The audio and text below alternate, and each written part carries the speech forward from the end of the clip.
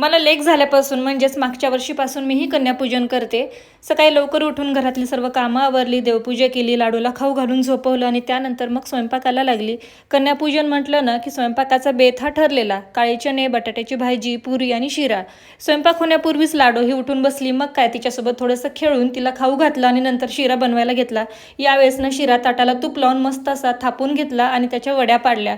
संपूर्ण स्वयंपाक झाला, त्यानंतर मीही छान अशी साडी नेसली आणि लाडूला छान नऊवारी घातली। आज संदीप देखील ऑफिसवरून थोडंसं लवकर आले, कारण लेकीचं कन्यापूजन करायचं होतं। त्यांची इच्छा होती की लाडूची पूजा मीच करणार।